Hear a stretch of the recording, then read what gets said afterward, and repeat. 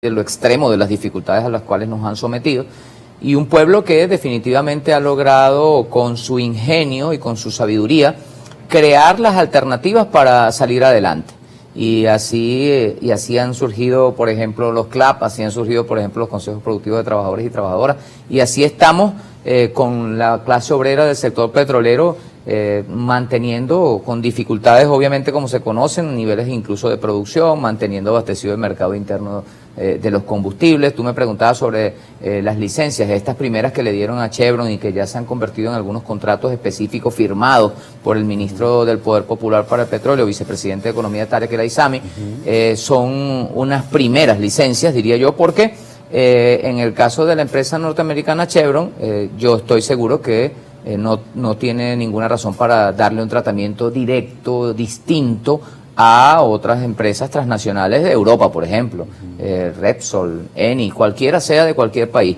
Es decir, si es buena la licencia para que la empresa norteamericana Chevron produzca y explote con combustible, petróleo en Venezuela, debe también ser buena para otras empresas de otros países. Y sobre cómo nos ven, cada vez también nos reconocen mucho más, cada vez los gobiernos del mundo terminan de admitir que aquí en Venezuela no es posible decretar desde Washington, desde el despacho Oval, un presidente distinto al que elijan los venezolanos y las venezolanas. En Venezuela no hay forma de que se imponga un presidente, y por eso esa mentira, esa ficción que tenía patas muy cortas ha quedado cada vez más al descubierto y cada vez más puesta sobre la verdad. La verdad es que el presidente Maduro es reconocido como el único presidente de Venezuela en los distintos espacios y foros internacionales, incluso por los que no le simpatizan. Así, esa es la verdad. Ministro, bueno, usted es el ministro del Trabajo, a pesar que en este momento estamos hablando del diálogo. Hay muchas preguntas de nuestra audiencia, estoy revisando los comentarios y todas se enfocan en el tema del salario mínimo de los trabajadores. Voy a resumir los comentarios del salario en este. Nelson Lucha dice, y se lo voy a enseñar, dice, ¿y para cuándo los salarios? Se está tocando este tema también, usted dice que están todos los temas sobre la mesa.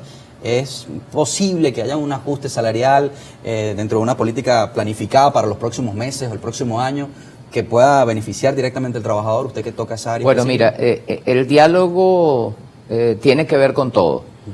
Incluso los procesos de diálogo que se adelantan aquí en Venezuela y que se llevan a cabo en la Mesa de México y donde quiera que se realicen los procesos de diálogo, van a tener consecuencias siempre favorables para el país. Y nosotros esperamos que todavía se desarrollen mucho más. Nosotros esperamos que el diálogo dé para la normalización total y absoluta de nuestro país en un plazo relativamente corto, o cuando menos deseablemente corto, para que puedan darse tratamiento adecuado a todos los temas que tienen que ver con la vida de los venezolanos y venezolanas, incluyendo dentro de ellas el tema del salario mínimo. El presidente en marzo de este año hizo un incremento significativo que ayudó a comenzar de nuevo a recuperar el poder adquisitivo del salario. Bueno, en este tablero no solamente juegan las buenas acciones que ponga en práctica el gobierno para favorecer a los trabajadores y trabajadoras, también siguen jugando las malas acciones de los que insisten en atacar nuestra economía por las distintas vías que existen para agredirnos, también los que especulan con los precios del cambio de la moneda extranjera.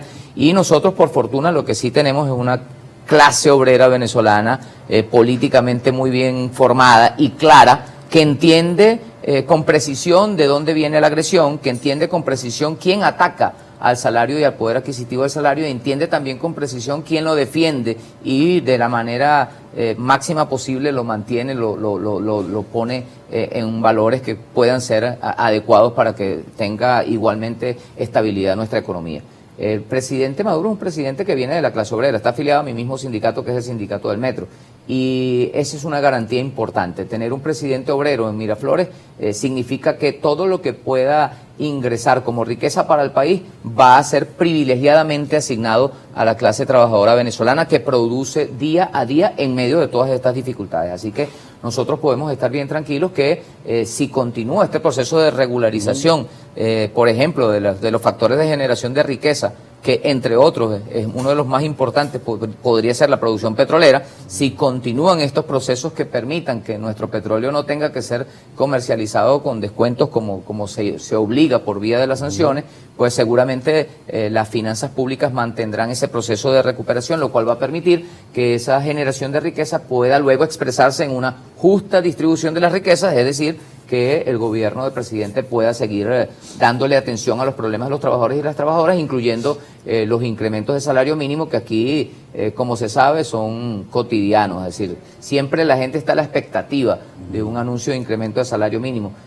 Esto siempre también tiene que estar conectado a la capacidad que tenga el Estado para generar esos aumentos. Así que ahora nuestro compromiso principal sigue siendo con la producción, con propender hacia la estabilidad económica de nuestro país, que no tengamos que regresar a situaciones incómodas como las de hiperinflación, que enhorabuena han venido siendo bien llevadas por el manejo adecuado de la economía que ha hecho el gobierno del presidente Maduro. Voy a leer en esta parte algunos comentarios de nuestra audiencia. Le pediría en esta parte un poco más cortas las respuestas para poder leer más comentarios. Voy a comenzar. Goro Zamora Zaraza dice: saludos, primera página, el salario mínimo es de $11.62. ¿Qué hacer para que el pueblo tenga un salario que cumpla con lo establecido en el artículo 91 de la Constitución de la República Bolivariana de Venezuela? ¿Por qué no se reforma el artículo 318 y se dolariza el salario? ¿Está prevista quizá una dolarización en algunos sectores? No, en Venezuela el salario según ley, y nosotros lo vamos a seguir teniendo en bolívares. Nuestra moneda es el bolívar, y nosotros lo que tenemos es que defender la fortaleza de nuestra moneda, que ha sido atacada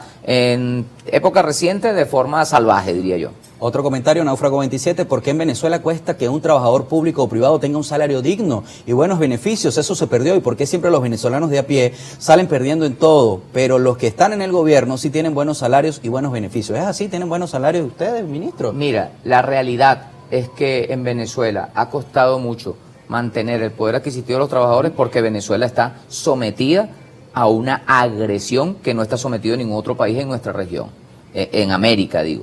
El único país que está bloqueado, como está bloqueado, con más de 700 medidas coercitivas unilaterales, todas se expresan de alguna manera directa o indirecta en las dificultades que atravesamos como país. Y en caso particular, nosotros tenemos que decir que, bueno, en la medida en que estas medidas coercitivas unilaterales puedan dejar de surtir efectos, puedan ir dejando de castigar al país, por supuesto que va a haber mejor margen de maniobra para que tengamos como Estado más recursos que podamos luego invertir en justa distribución, que pasa por la recuperación del salario. Aquí, en medio de todas las crisis, el presidente siempre ha hecho los aumentos y los anuncios correspondientes para que los trabajadores eleven su nivel. Yo, por supuesto, podría decirte que nuestro deseo es que estemos mucho mejor de lo que estamos ahora, pero no va. Y el de todo el país, por supuesto. Y el de todo el país, digo, nuestro deseo como gobierno, pero que expresa la voluntad y el deseo también de todo el país es que estemos mucho mejor que ahora. Ojalá eso sea posible, para eso estamos trabajando incansablemente, y bueno, el logro de la paciencia y el logro de los acuerdos que se den dentro del diálogo van a impactar positivamente en satisfacer todas estas expectativas de las cuales habla la persona que tú referiste en tu comentario. ¿Cuánto gana un ministro? ¿Cuánto gana usted como ministro? No, nuestro sueldo debe estar por el orden de los... ahora mismo no sé cuánto gana un ministro, no sé cuánto es mi sueldo, yo no cobro por ministro, yo cobro por trabajador del Metro de Caracas, pero los ministros deben estar ganando por el orden de los 700 y tantos bolívares digitales. No sé exactamente si hay distintos precios, distintos sueldos para ministros. ¿Y si le alcanza con eso a un ministro para vivir? Los ministros tienen además algún nivel de consideración. Por ejemplo, tienen un vehículo asignado, tienen cubiertos los gastos de su alimentación, etcétera. Yo te repito, aquí nadie está del todo contento, pero todo el mundo sabe que lo que se está haciendo es para mejorar nuestra situación. No solo la de los ministros, que no es tan importante como la del pueblo venezolano llano en términos generales. Más comentarios. Quiero decirle a la audiencia que estamos hablando de diálogo. Lo que pasa es que como usted es el ministro del Trabajo, obviamente aprovechan para enviar comentarios, pero no hay tantos comentarios relacionados con el diálogo. Pueden hablar acerca del diálogo y con mucho gusto lo vamos a leer. Mientras tanto voy leyendo los que llegan. José Alberto plantea un paso específico como ministro. Dice: por favor, ayúdeme en mi caso. Trabajo en una empresa básica de la CBG, refractario, no me permite ingresar a la empresa. Soy una persona con discapacidad motora. Envíe una inspección y revise la administración. Escribe el usuario José Alberto. Lo podemos precisar fuera de cámara si quiere los detalles, ministro. Sí, Leomar Vázquez dice: buenos días, que es de la vida de los 10.000 bolívares para los jubilados 2018. El medio petro que más nunca se le dio a los empleados públicos. El sueldo mínimo quedó pulverizado por el dólar en la inflación. El presidente hizo un gran anuncio con los trabajadores. Dijo: le vamos a dar 10.000 bolívares a los trabajadores. Devaluados en este momento. Ministro, ¿qué sabe usted de eso? Le preguntamos al diputado Jesús Faría también. Dijo: vengo la otra semana y les cuento, y todavía no hemos tenido respuesta oficial. No, díganos, por favor. La respuesta oficial es que nosotros, las oficinas encargadas de planificación y de presupuesto y las que tienen que ver con el tema de trabajadores y trabajadoras en la Administración Pública Nacional siguen haciendo, digamos que sus barridos en las nóminas de los ex trabajadores que ahora jubilados les correspondería este beneficio. Hay elaboraciones de listas y luego que se tenga con precisión definidas esas listas, pues se procederá como el presidente lo ordenó en el momento que se tenga, como te digo, claramente definido todas esas listas de las personas que salieron de 2018, fue lo que dijo el presidente hasta el presente. Bueno, acá está un comentario relacionado con el diálogo. Buenos días, le pregunto al ministro otra cosa. Ustedes nunca hablaron en este supuesto diálogo a presos políticos, solo hablaron de dinero y levantamiento de sanciones. ¿Qué pasó ahí? Explique quizá un poco lo que le preguntaba más temprano, y esto para ir cerrando la entrevista.